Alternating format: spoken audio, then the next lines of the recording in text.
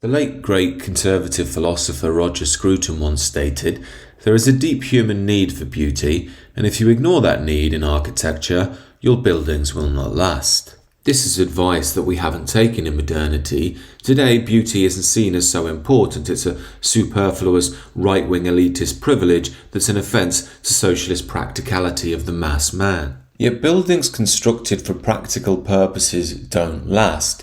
There's a reason why the Nazi commander Choltitz couldn't destroy parts of Paris while it was under German occupation. That's because much of the architecture of Paris doesn't speak to economic necessity nor practicality for the masses, but transcendent beauty which defines a culture and a people. The most concentrated form of transcendental European architecture comes in the form of the medieval cathedral. If you sit down in a cathedral in a quiet day and close your eyes, you'll start to notice the limits of your physical body melt into the depth of the church.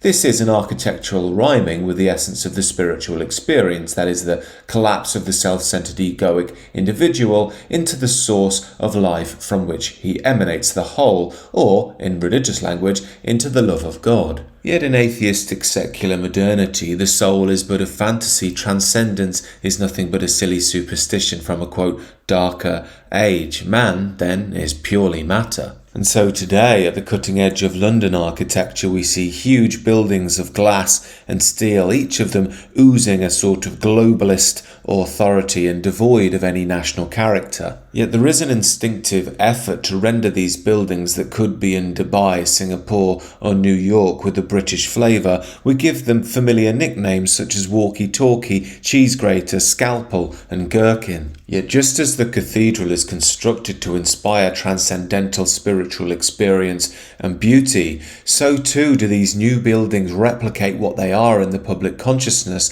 Each of their nicknames is rooted in something that only really has a practical necessity in the material world. Such pathetic nicknames could never be forced on the true Anglo-European architecture in London, the incredible St Pancras rail station, the Houses of Parliament themselves, even Leadenhall Market. Leadenhall Market is an especially important example because it was used in the filming of the massive movie franchise Harry Potter. Harry Potter is a perfect example of how in secular liberal modernity we still crave the magic and tradition of the old world, as Roger Scruton himself beautifully explains. Hogwarts is an English public school, with cloisters and uniforms, with games that instill the old sporting virtues and hierarchical discipline associated with formal dinners and ritual speeches. It is a great Gothic chapel, but with no altar and neither hymns nor prayers. So how is its enchantment maintained? The answer is by magic. And this magic is a superb creation of Rowling's, which fills every place that religion would once have occupied, while lifting the conflict between good and evil out of the cosmic background into the foreground of human action. It could be argued that in Harry Potter, Rowling was trying to unconsciously do what Tolkien was consciously trying to do in Lord of the Rings. That is, re-enchant England, re-enchant the Western world, because both instinctually noted that it had turned to brutal, secular, materialist modernity. This instinct was echoed by Scruton, who could see what was happening in modern Britain and stated, when the modern city enshrines the temporariness of facelessness as a permanently utilitarian way of life, then something has gone dreadfully wrong. Now, to the Tory party's credit, they did employ Roger Scruton in 2018 to lead their Building Better, Building Beautiful commission to try and remedy this problem.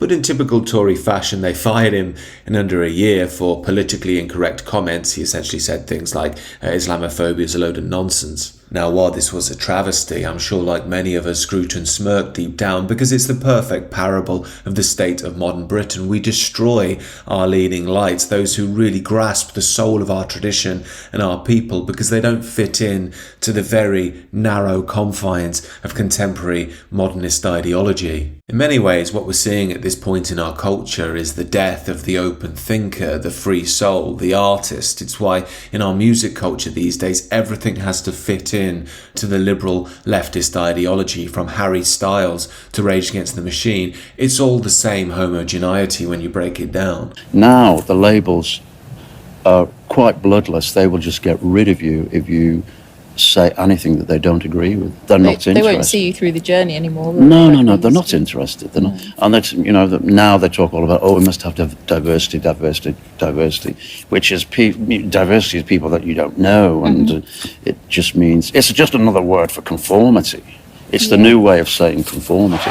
As you might imagine, the same dynamic is happening within architecture. This is modernist architect Hugh Pearman. He states, the British trads don't get much of a press from the modernist-dominated architectural establishment, doomed to be forever unfashionable, and in these days of gender politics, unfashionably male. Theirs is not a kind of architecture that finds much favour with the architecture schools or awards panels. He continues, partly this is to do with the associated fact that supporters of the trads tend to be on the political right. There's the unavoidable fact that in the 20th century the classical style was the tyrant style of choice and so became closely associated with totalitarianism. So as you can see, this is the classic leftist, liberal, political and philosophical dynamic we've had for the past 100 years. The idea is Western tradition itself is tyrannical and it must be destroyed so we can find some form of utopian equality. And this is where the modern celebration of ugliness comes from. Of course, we see that in modern art quite a lot, the subtext of which is if we create ugly things that undermine Western tradition, we will topple it from the inside out and create this world of alleged justice and, quote, equality. Yet there are two fundamental problems with this. Any great artistic or philosophical movement can't simply be in opposition to something else. It must have its own vitality, its own vision of the world. Modern art has become pointless and disgusting because it simply defiles the human being. Beyond its opposition to Western tradition, it has nothing else. And secondly, as always tends to be the case with the left, in its bid to stem the tide of supposed tyranny, it becomes even more tyrannical itself when it gets control of society. The same again is true in architecture. In the 20th century in London we saw the introduction of Brutalist style architecture stemming from communist Eastern Europe. Now, Brutalism remains popular with trendy elites who went to posh architectural schools. Of course, at such schools they read Gramsci and Foucault and Judith Butler before taking a 200 grand a year paying job in Mayfair. Yet for most people who walk by brutalist buildings on a daily basis, these are not pleasant buildings. They're oppressive, they ooze unnecessary authority, they're crude, they're ugly. They speak to a world without joy, without love, without God, without magic. After all, would J.K. Rowling use a brutalist building when she was dreaming up Hogwarts? In essence, the leftist ideology around art and architecture, which is supposed to free men from the oppressive structures around them, instead just creates new structures of oppression, except these don't have any beauty or magic to them. It's just raw, brute force power. It's the same thing that happens in communo-socialist states.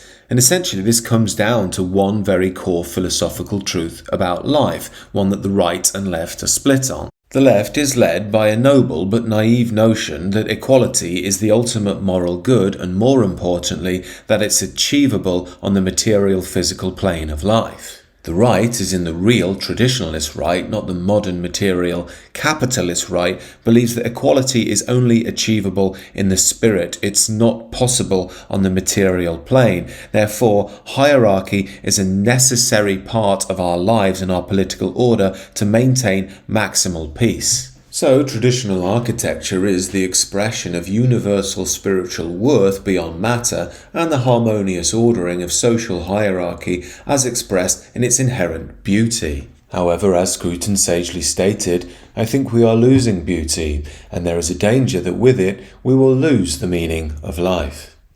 As regular viewers know, it's very much my mission on the Substack link below to reawaken that Western meaning, to realign men with their tradition, to go through paths of personal and spiritual transformation. Do check that out down below if you're interested.